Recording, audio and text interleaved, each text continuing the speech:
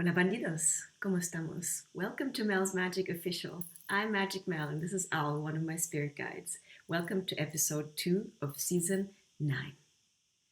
You know what, guys?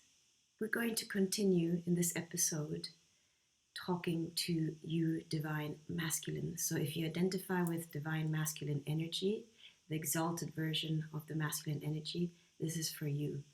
Because I reflected on the reading yesterday, it really blew my mind. Really did. This deck, the Wild Unknown Animal deck, it's just now that I'm using it because it requires a lot more intuition. The illustrations are not as obvious as maybe the Rider-Waite or the Lightseer deck. So it's just now that I feel confident enough in my own intuition to interpret these cards. And again, you know what struck me from yesterday? Remember, we pulled the Tower, the Son of Pentacles in reverse, and the Six of Cups. And crossing this trio was the Emperor. Look at the imagery. There's 3 trees here. So I feel I'm talking to somebody, to you. Are you a tree lover by any chance? Because this is featuring very strongly just in the imagery. So something that called my attention and I want to elaborate on a little bit further is, you know how we spoke about the possibility that you might have taken a more materialistic route, thinking that your abundance or your prosperity or your happiness lies in that path, that you were quite stubborn about it, only to realize that that was actually obfuscating your true happiness. And look, we have the same image here, a kind of eclipse happening. And I also said that by pursuing this superficial path, you were blocking your own happiness, but you also realized, just like knowing that everything happens for us, even when we take missteps, even if we go down the wrong road, everything serves us as lesson, as experience. The trick is to turn it around. So you are aware that that was your shadow side, and that's a good thing. Because here at Mel's Magic Official, I always talk about also not being a toxic positivist. I mean, only forcefully looking at the light without accepting the shadow. I tell you that yes, nurture, cultivate your gratitude, cultivate the good vibe, but if the shadows come up, welcome them. So if you feel that you've gone down the shadow path, if you were tempted by your shadow aspects, by your ego, by your fear, by your pride to go down a different path other than your true fulfillment, the path to your true fulfillment, it's okay. Can you first of all accept it and forgive yourself for that? Because we cannot shift gears if we're in conflict with ourselves. And just take it as another chip, another coin in your basket of experiences, and bookmark it like, okay, that was the wrong path. I pursued this path and it led me to X, Y, Z painful experiences. There's something valuable in that experience, as long as you know how to reroute. We pulled the White Buffalo Calf Woman as guide for you. And she says, she's the prophetess of the sacred way. As long as you find your way back to the heart, because the heart leads your true path. Your heart is your compass, your true compass. We also said that you can only access the guidance of your heart if you have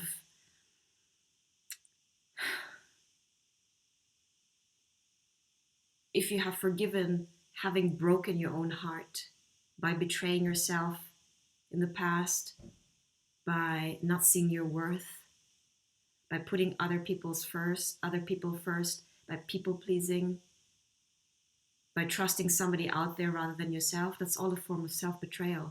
So you can only access the wisdom of your heart and listen to what it has to say once you've broken apart the armor around it, the defensiveness, the hard shell that maybe you had to grow in order to defend, so to speak, your heart. Because at some point it must have been utterly broken. But building walls around our heart doesn't really serve us in the long term. It only keeps us away from the sacred path, which is through the heart. So it takes some work, internal work, to forgive yourself, to mend that broken heart, to forgive other people, to accept and to be actually grateful for what has happened. And I'm not saying this to belittle whatever you went through, but I'm saying that is the position of empowerment. Once you're no longer a victim to that story or to that experience. So if you've encountered the shadow, the temptation, the distraction along the way, it's part of the journey. And now you recognize it. I want to talk about discernment also. Discernment is a synthesis. It's a growing muscle we cultivate, combining our rational mind, our intuition, and the wisdom we've gathered through our experiences, lived experiences. So having gone down a shadow path serves you to discern next time it shows up. You will know better. So as the emperor, you are a king of shadows also, not just of the light. We need to get to know our own shadows if you want to become whole, and whole means healed and holy. We spoke about how your roots run very deep and that it's a complex system.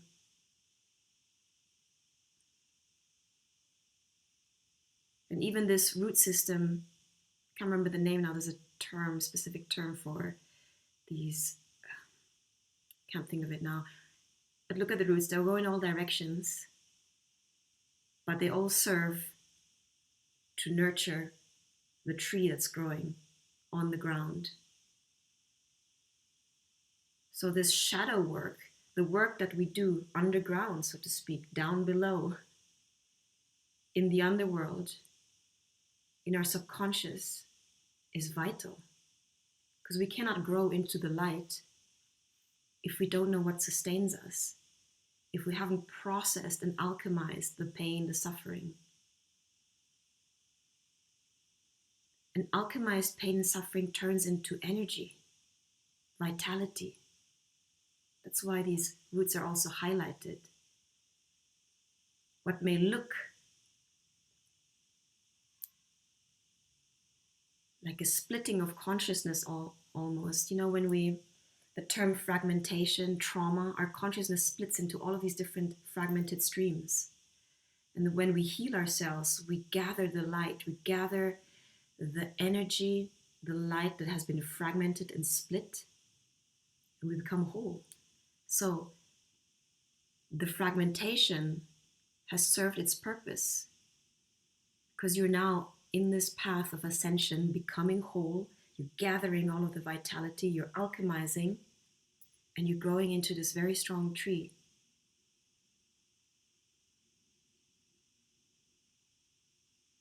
We always need to look at the root of our suffering, the root of our self-sabotaging behavior. Once we understand the root system, it can empower you. So, let me know if this resonates. Let me know if you're a tree lover. And on this card, we also pulled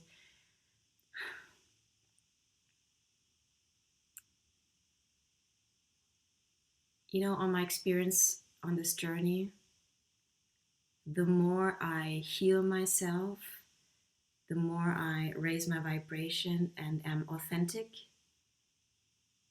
the more I attract my true soul tribe. So perhaps you've been feeling quite lonely on this journey and you've always longed for your true soul tribe. Can you trust that you are part of a galactic family, that you're one of those stellar souls. And the more you heal and shine your light, the more you will attract those who truly resonate with you, those who truly belong to you and who you truly belong to. Because we don't always necessarily belong to our family of biological origin.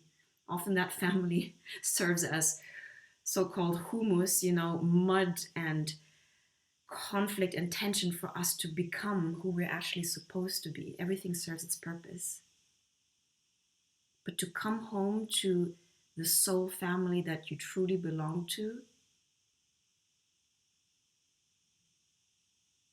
this is in the stars for you.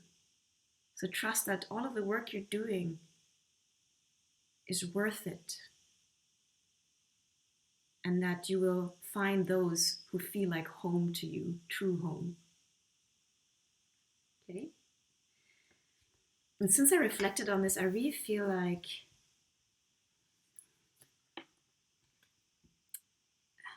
there's some masculines who could do with a little bit more guidance. Yeah? So this episode is dedicated to you guys. Still recording? Okay, I think there's a hair in my eye. So I'm going to pull a few more cards for you. I wrote down the questions, but I forgot my notebook next door. It doesn't matter. Let's put these cards back and let's work with this deck. I feel intuitively this deck resonates with you, so we go with that. Intuition is if we feel something, you go with it. You don't question it. Don't allow the mind to second guess that, because then we get into quagmire and stalemate and overthinking. Intuition just comes up. When I pull the cards, I don't question myself. As soon as I start questioning myself, I trip myself up. Like I did a little bit yesterday. My tongue was all tied. Forgive me. I'm more in a roll today. Feel more connected today. Although that reading we pulled yesterday was mind-blowing, to say the least. So one of the questions I wanted to ask is, what is the recent challenge you've faced? Thank you so much, dear Aska team. Connecting with your Aska team. Connecting with the Aska team of you sitting, standing, driving, whatever you're doing. Hope you're watching me also on the other end of the screen. What challenge have you had to face recently? Thank you so much. And trust me, I'm going to shuffle until it feels right. Just got to go with it. Oh, okay, I'll tell you a story. You want a story? I should leave it for another episode, but my brother, I have a younger brother, he won the first prize of the Philippine underwater photography competition today. And he sent us the message. I was crying. It's so beautiful when we can celebrate each other's wins. I was so happy for him because underwater photography is his passion. And I always support him and encourage him to follow his joy, his passion, and his curiosity, because that's where our prosperity, that's where our abundance lies, guys. It doesn't have to be hard. Sometimes we don't believe, what if I just follow what lights me up? It's that easy? Yes, it is. Follow your joy. There's my little story for you. Win of the day. What has your recent challenge been? Thank you so much. Okay, I'm going to do one of those fancy shuffles, which you can't see, where the cards kind of like intersect. Can you hear that? Intersect with each other. And we're going to split the deck. I'm going to shuffle one more time. I pull the table closer also, because I'm like, why the hell am I reaching for, let the cards fall down all the time? It's like pragmatic logistics, please, magic now. Okay, one more. Ooh. Okay. 3 cards came up. My intuition say talk about all 3. Ooh, it's a wild one. Right. Your recent challenge has been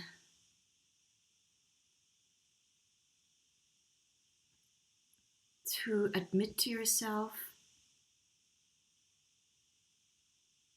that you have a lot of emotions, but if you look at him closely, the Father of Cups, he looks,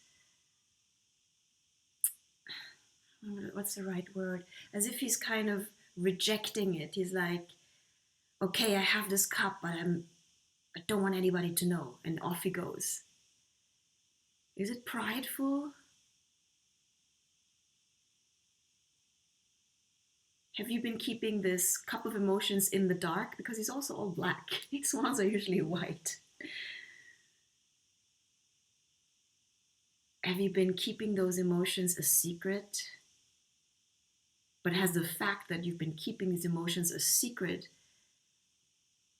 drained you? Because the context here is like gray drizzle, a gray rainy day. So it's been weighing heavy on you. It's created even this filter, negative filter through which you're looking at the world. And you see the cup up there and it feels heavy like lead. Has this been part of your challenge recently? Next card is a Magician in the reverse, so we're going to look at it upright. You know, the Magician is all about, yes, knowing that we are the creators of our reality and knowing that we have the tools that we can create in each dimension of our lives, you know, whether it is the intellectual, the emotional, the earthly abundance, the passion. We can really literally create all of, find fulfillment, create fulfillment in all of these aspects in our life, knowing that we are tapped into the infinite power of the universe. This came out in reverse though. So have you been struggling to either embody, master, or accept that even about yourself? Because here again, I'm drawn to the eclipsed sun. There's a shadow element to the Magician in this card.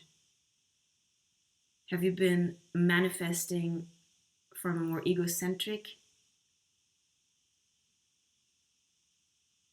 perspective? Have you, exactly, because yellow is all about happiness. So have you been in the dark, so to speak, of how to manifest your true happiness? Has that been your challenge? Let me know. And out came the Strength card also. So remember, my question was, what has been your recent challenge? Has it been challenging for you to tap into your own inner strength? That goes hand in hand with the Resource card, the Six of Cups, digging deep into your roots. Because at the end of the day, our inner world is reflected into the outer world. We project as within, so without. So if we're empty, lacking in self-love, lacking in resourcefulness, lacking being connected to source, we're empty, we're void.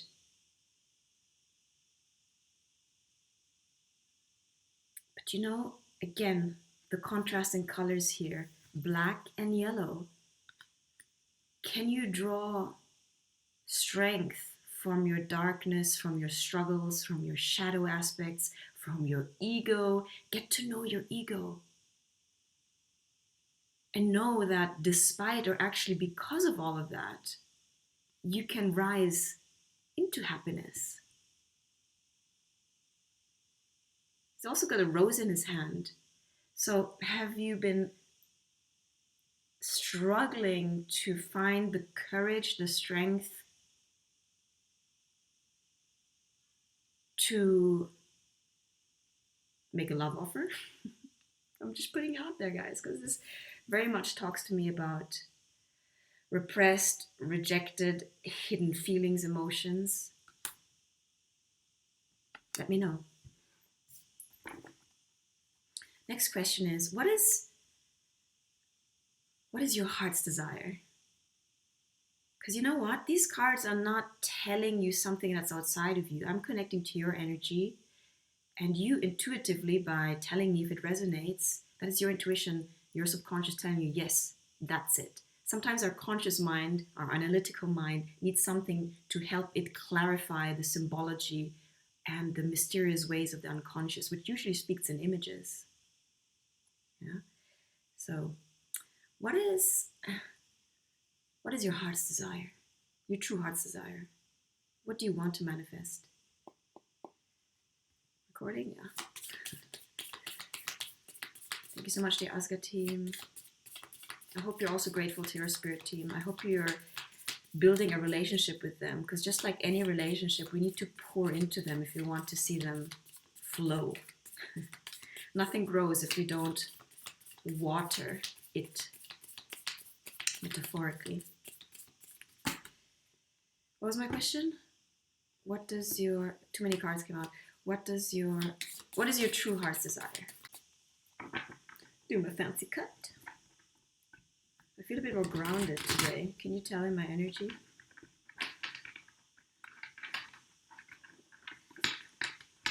And cutting the deck. Okay. Your true heart's desire. The 10 of Swords in reverse. Your true heart's desire is to drop a burden you've been carrying. 10 of the 10s is completion, the end. So there's some kind of mental burden, anxiety, depression even, you've been carrying, and it's a bull here. You want these swords to drop out. Is that true? What is a fear you're facing currently? Thank you so much. Dear Aska team, thank you. What is your current fear? You know, our fears, they can be way showers. I acknowledge my fear, and I often lean into it because my fear can indicate the end of my comfort zone. You know, our ego doesn't like us to go out of our comfort zone because it's unfamiliar territory. It's so-called uncertainty. The ego cannot predict or project familiar patterns. That's why it feels uncomfortable. So I lean into that. I mean, another thing is being outright terrified of something. That's a different thing. But look at it on a scale. If you feel slight discomfort, it may be just a sign that, hey, it's outside of your comfort zone. That's where you're going to grow. In any case, it's wise to look at our fears, not to reject our fears, to condemn or judge, to make enough space in our awareness to have a conversation with our fear. So let's see what is the fear you've been facing or feeling.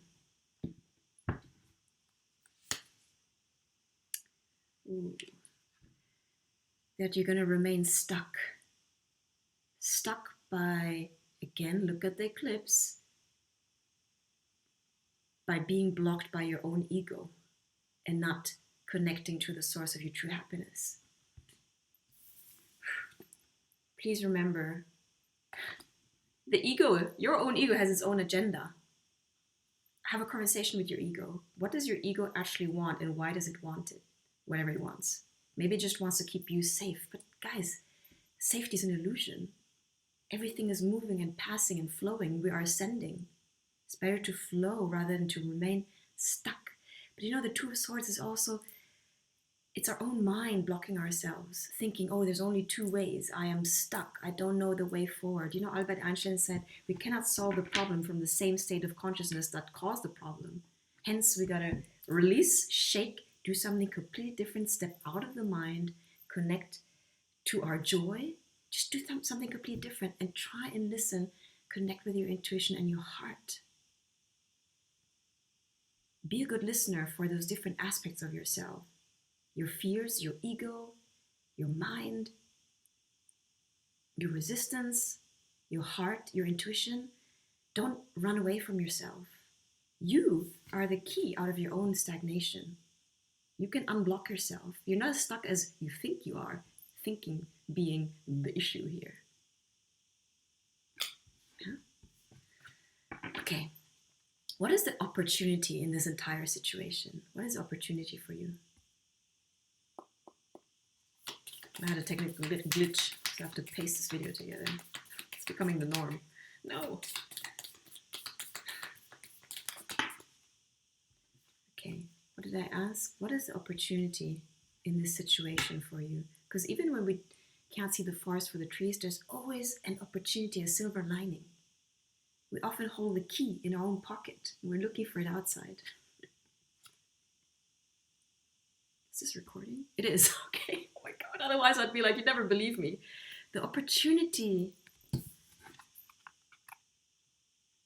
is to move the shadow, come out of your own shadow, and embrace the path to happiness. The sun, who's illuminating, he's always in the background, despite of the shadows. What were the other two cards? I put them in the back of the deck.